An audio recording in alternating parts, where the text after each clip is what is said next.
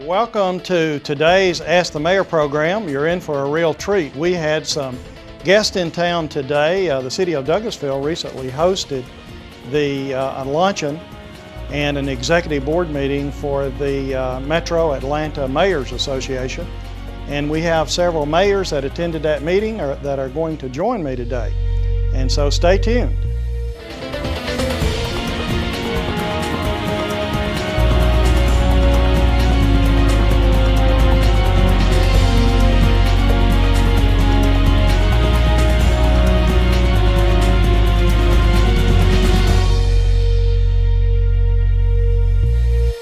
Well, thank you for joining us today on Ask the Mayor. We had an opportunity this week to host the Executive Committee Luncheon for the Metro Atlanta Mayors Association. This is a group of mayors from throughout the Metro Atlanta area. It's about 67 members of this organization. And the Executive Board was in today to talk about issues that are important to all cities throughout Georgia. We have interviews later in this program with two of those mayors. We had Mayor Bill Floyd in from the city of Decatur, and he will be talking with you on today's program about their downtown development. They have a very vibrant downtown area, and Mayor Floyd is going to tell us some of the things about his downtown area, and I know that you're certainly going to enjoy hearing from Mayor Floyd today. Also joining me today is the mayor of Union City, Ralph Moore. Mayor Moore came in today and he talked with us at great length about some of the great things they've got going on in their city. But one of the things that he talked with us about that I know you're certainly going to enjoy on today's program is he talked about TADs, tax allocation districts, which give cities an opportunity to pay for various infrastructure in certain parts of the city. So Mayor Floyd, of course, is going to talk to you about his downtown area, and Mayor Moore, our close neighbor, is going to talk to you about his tax allocation district. So please stay tuned.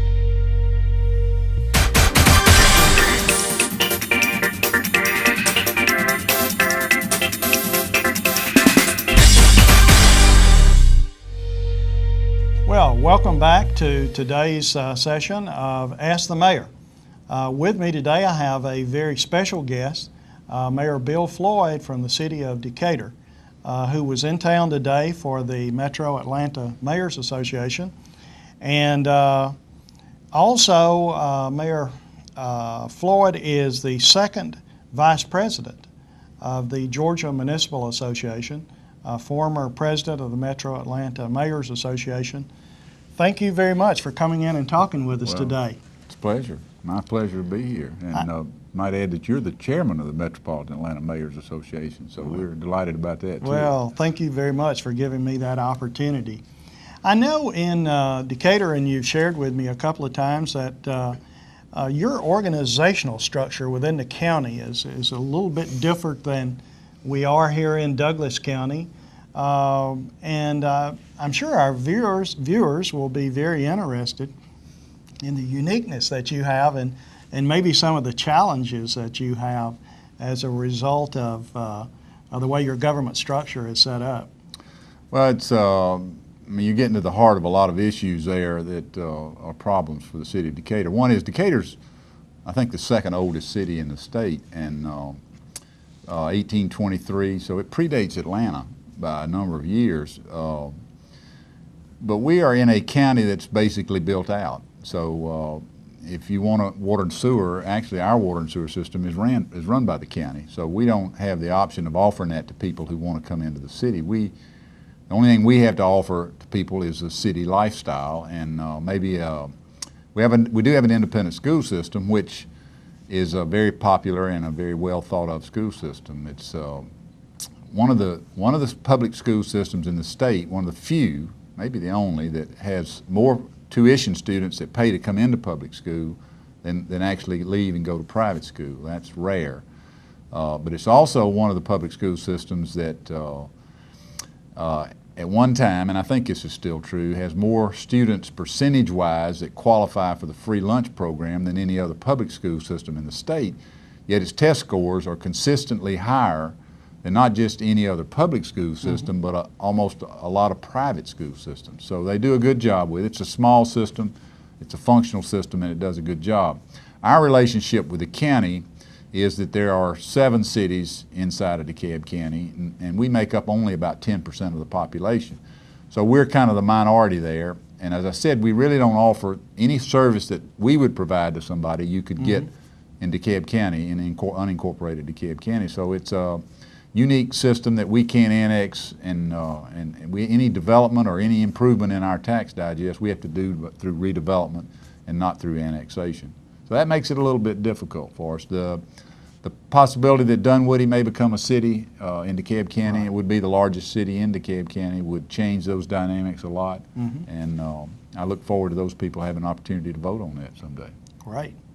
Well, Mayor, I know you have one of the most vibrant downtown areas in the state of Georgia. Actually, we've been working here in the city of Douglasville for a number of years to revitalize our downtown area. We have Mike Sizemore doing a master plan for our downtown area now.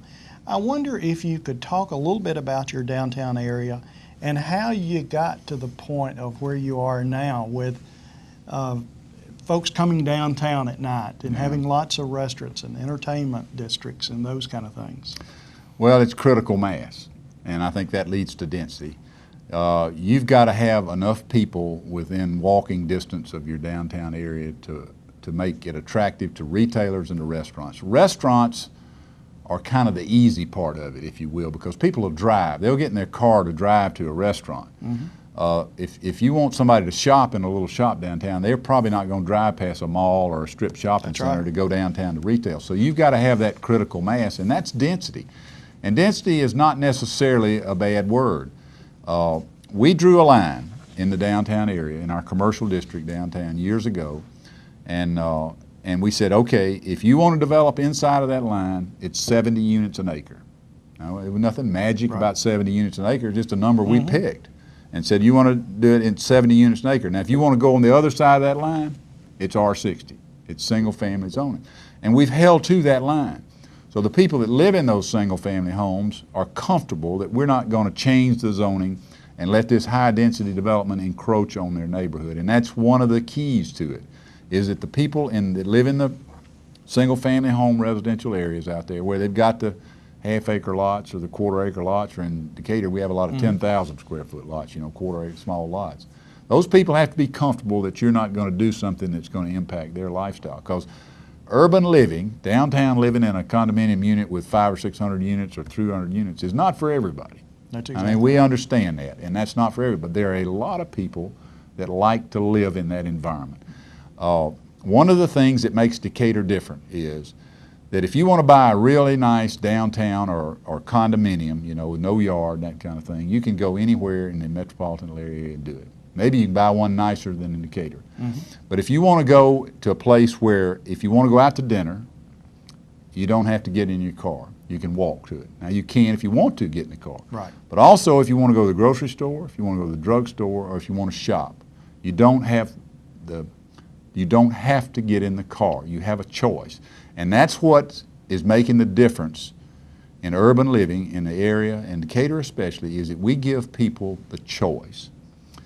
We have a way to go to the airport without getting in your car.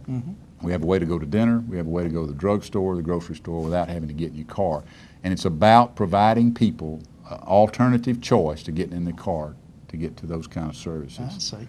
Well, Mayor, do you have a downtown development authority or some arm of the government that actually recruits businesses or facilitates businesses locating to the downtown area? How does that operate in your city?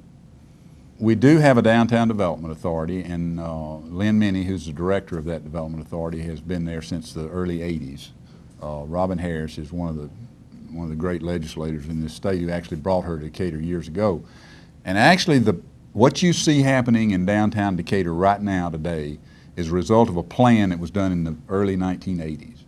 It's called the Town Center Plan. And what you see is that people said that after the Olympics, Decatur became an overnight success. Well, it's an overnight success that we planned for 20 years ago, and it took 20 years to get it in place, basically. There are a couple of things that you have to do to attract people. One is you have to plan your downtown area. Master plan that you're doing is essential. And then you have to get the people in the community to buy into that. They have to buy into the vision, you know. And if you get that done, and then you have to be willing to invest your own tax dollars in the improvements downtown, streetscapes, lights, those kind of things. Right. If developers see that you're willing to plan, you're willing to draw the lines and give them an opportunity to do it, and then invest your own tax dollars in improvements downtown, you won't have trouble attracting developers. Well, it sounds great. Mayor, did you use the LCI, the Liveable Center initiative, yes, to do any of the infrastructure improvements that you've done in the downtown area? We did. Of course, we have a MARTA station downtown Decatur. It's underground, most of it.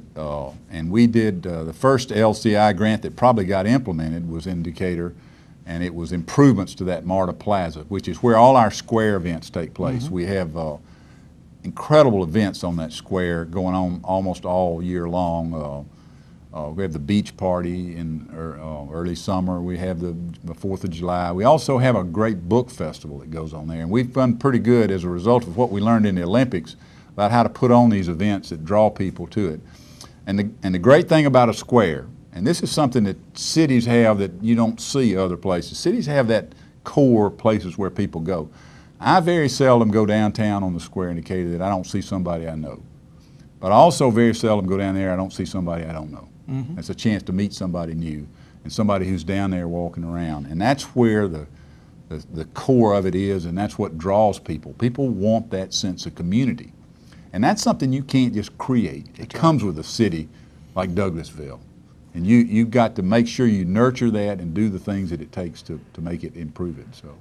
Well, you know, Mayor, you mentioned something about having a square and something that is a magnet to actually draw people. And I've talked to various land planners, and they tell me that successful cities have that town square or have that riverfront or have something that draws people to the downtown area. And it seems like the squares, the town squares, if you look at cities that seem to have that ability to develop that inner city, they all have the town square. And actually, Mike Sizemore, that's doing our downtown master plan, he has talked about that, and he's working on some ways in the city of Douglasville to develop or to actually build a town square. Now, it's going to be interesting to see what he comes up with. But we're trying to get to that point, and I think if we have a good master plan, then hopefully it will be able to be developed over a number of years also. But one of the things I believe in your city that you've worked very diligently on and been very successful is your transportation plan. I wonder if you could share with our audience some of the success stories from that. Well, I mean, we're challenged by the same things that you are. We have a railroad that runs down through the middle of town, and so we have those kind of issues that we have to deal with. So we decided several years ago that we were going to invest in a transportation plan. Now, we are trying to come up with another name for it other than transportation because it encompasses a lot of things other than roads. As a matter of fact, it's not about roads at all. In the case where we talk about roads, we talk about narrowing them and changing them from 4 lanes to 3 lanes and putting bike lanes and that kind of thing in. But one of the great things about this transportation plan that's unique and that nobody else in the country is really doing, there was a health impact part of it. We wanted to study everything in the city, and we want to come up with a procedure whereby anything that we do in the city, be it an intersection improvement, be it a road improvement, be it a development, anything that we do, we study how it will impact the health of our citizens, how we can make it more attractive for people to get out of their cars and get on a bicycle or walk, and thereby improving their health, making their lifestyle more active.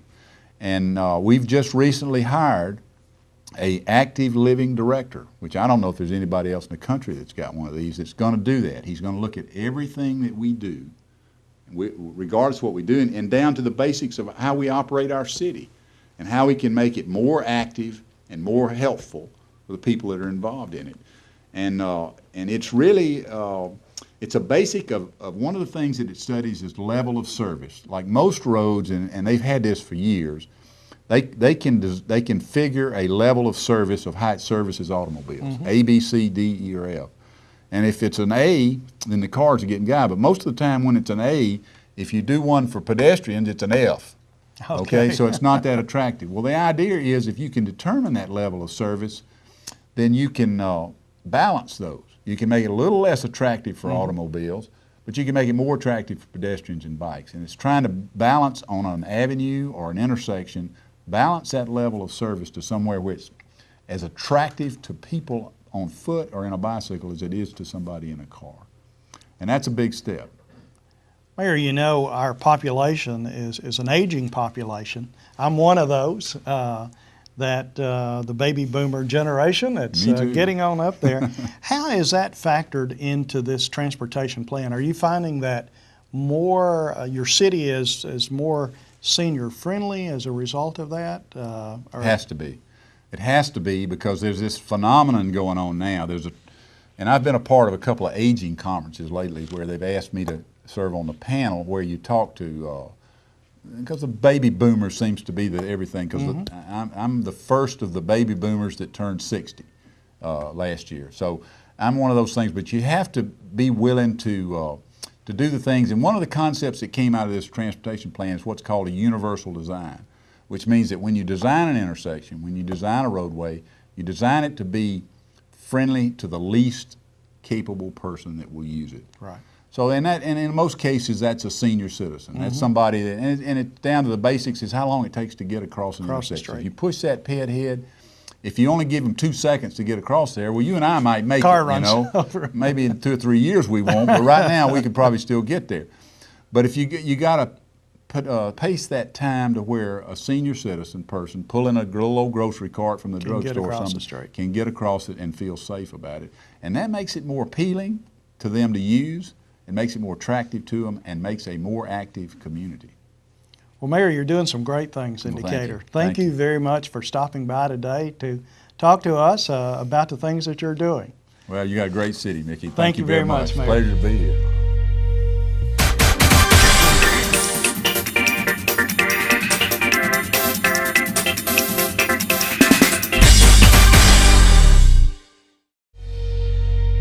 Well, welcome back to this session of Ask the Mayor.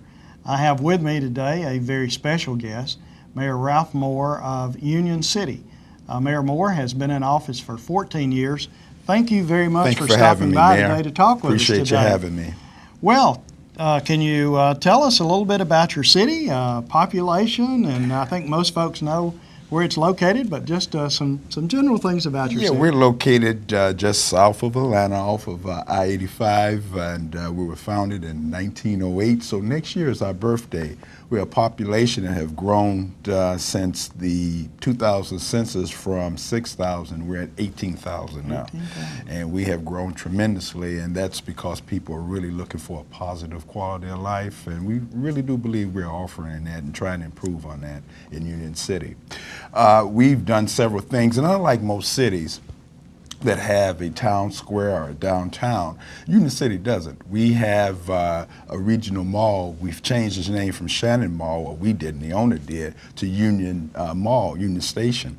And that mall was built in the 70s. I remember. I used to shop there. Exactly, and it's one of the aging malls. And with the proliferation of other malls, especially Arbor Place, the pie didn't necessarily grow. It's just being split up a little bit more. Right. And so the mall is on hard times, and we recognize that. So one of the good things that the Atlanta Regional Commission did was to provide us a $65,000 grant for a Livable Communities Initiative study. And we had the firm Tennell Spangler and Walsh do this study for us, and they came up with several recommendations which the new mall manager has embraced, and that is to break the mall up and make it a town square, which is a very good idea. So what we did to facilitate that from a financial standpoint and to be a partner, the citizens voted to create a tax allocation district. And one of the things about aging malls is that you judge them by its revenue compared to other malls. And it's what they typically planners will call a grayfield mall. It's just not performing at market level. So that's one of the reasons why the citizens, as well as the city council, has agreed that a TAD is one of the most needed things for us to get on the ball and help some revitalization occur. And what came out of the study was to increase density and to make the mall an area in which people can live and as well as shop. So we're in the process of hopefully the Fulton County Commissioners as well as the Fulton County School Board will grant us that opportunity to use those much needed dollars to help facilitate and offset the cost of infrastructure. Well, that's great. Well, first of all, let me say congratulations. Well, thank you. On your 100th year birthday of your city. And it's encouraging to hear the things that you're saying about tax allocation districts. Here in the city of Douglasville, we plan to ask our local delegation, state representatives and state senators, this year to allow the voters in the city of Douglasville to vote on whether they would like to have tax allocation districts or not. And actually, for those who are watching this program today, tax allocation districts is a financing mechanism that is allowed, assuming that the voters approve it, where those who own the property pay a special tax to go toward improving the infrastructure on their property.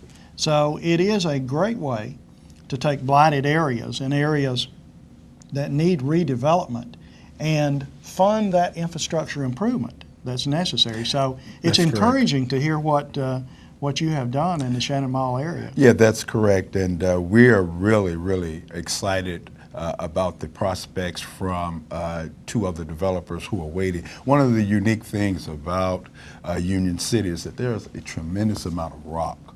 And if anyone knows that removing rock can be a very arduous as well as expensive task to the developer. So we believe with that, we will be able to be more attractive to the development community. And also, one of the biggest complaints I received 2 years ago when I was reelected was that there weren't enough eating places. And we hope to be able to facilitate that. And another thing that we're doing in Union City, we're collecting the hotel motel tax. We're going to use those dollars, similar to what you did here, and build a conference center. But what we want this conference center to be is a conference center that is high tech, that it becomes wireless, that the broadband is delivered there, because that is what usually business people are looking for. And we want this center to be very business friendly, because one of the things that a lot of communities make the mistake in really building their community is that they believe that if I bring enough retail and services, I am successful. But you also must bring in those, what I call basic jobs, jobs that create other jobs. And if not, we will repeat this cycle of people having to get into an automobile and drive 25 and 30 miles to their place of employment. So we're hoping that we can build a great employment base other than the retail and service industry. Well, Mayor, you mentioned something that's near and dear to my heart, and most of the folks who live here in the city of Douglasville, and that is transportation. I know that you've done some things on South Fulton Parkway and some other areas with respect to improving transportation. I wonder if today you could just tell us a little bit about some of your initiatives. Yeah, when we annexed the 5,000 acres, part of the annexation included 6.2 miles of South Fulton Parkway, which is a 4-lane, median-divided major corridor. It was originally built as a development corridor, hoping to attract development in the South Fulton area. And to date, there are several industrial warehouses at the other end of South Fulton Parkway, and when we annexed, we brought in some of those developments. But what we did, we had a firm from Nashville, Tennessee by the name of RPM, and they came in, and the reason why we look for someone from outside the state of Georgia. We did not want to bring in the same cookie cutter approach Sure. to planning. And being a planner for 25 years, I know how that can occur. So we brought in someone who did not have any of the, wasn't tainted by any of the biases or any of the local politics to transportation, and take a fresh look at this our parkway. And one of the recommendations, I think one of the major recommendations that they made, was that we're going to limit direct access from adjacent development and build access roads. And those access roads will access the development, hence making this, every shoebox length driveway Onto the parkway. onto the parkway, a moot issue, which often causes those rear-end accidents that we're so familiar with on some of these highly developed and highly driveway cut corridors. Mayor, you just mentioned, annexation. I know from reading in the paper recently that you and your city did one of the probably largest annexations we've had in recent history here in the metro Atlanta area. And of course, the city of Douglasville several years ago annexed a large tract of land that's being developed now, tributary down in the southern end of the city. But I wonder if you could share with our viewers some of the things that you did to bring in, I believe it was Chattahoochee Hills. Well, Chattahoochee Hills, actually, they became a independent city this past November. And I want to say congratulations to them and welcome to the community of cities. But we were approached, and this is interesting. We took, when the legislators gave us up to 90 days to annex properties before the referendum to create a city of South Fulton occurred, what we did, we didn't come out and bash any of the other cities. We didn't bash the prospect of a new city. We said, this is what Union City is about. Either you love us and you want to be a part of us, or you want to make other choices. You want to take your opportunity to become part of the new city or part of Chattahoochee Hills. And it wasn't maybe 2 weeks. I had maybe appointments 3 and 4 days in a row of landowners wanting to come into Union City because they felt, one, we were stable, two, we meant what we said. If this is the land use plan, this is what you can go to the bank on, and they enjoyed that. They did not want to come into a community where they'd be held hostage to the whims of the public or to a planning commission, to a council. And that's one of the great things about Union City, is that we are well planned. I guess they would have to be, being an urban planner myself. And so those were the things that they enjoyed hearing and seeing, and they understood that. And I think a total of 100 and some odd property owners brought in a little bit over 5,000 acres.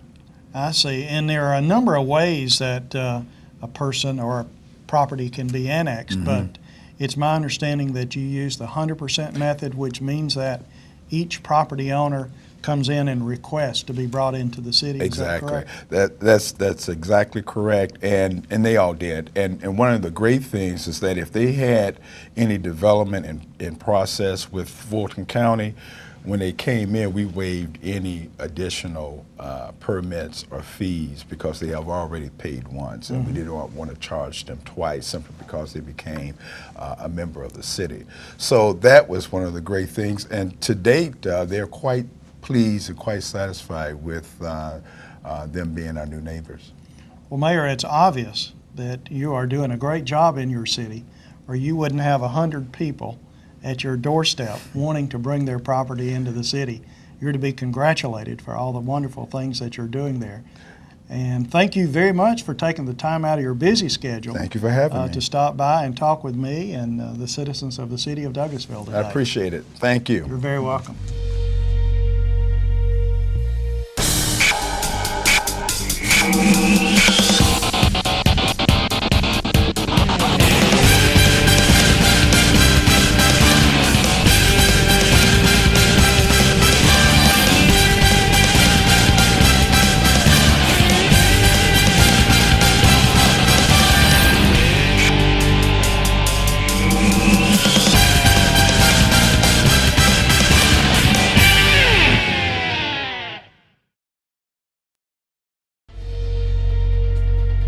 thank you for joining us today on Ask the Mayor. I hope you've enjoyed today's program with mayors from other cities talking about some of the initiatives and things that they're doing in their city. So we will see you next time on another edition of Ask the Mayor.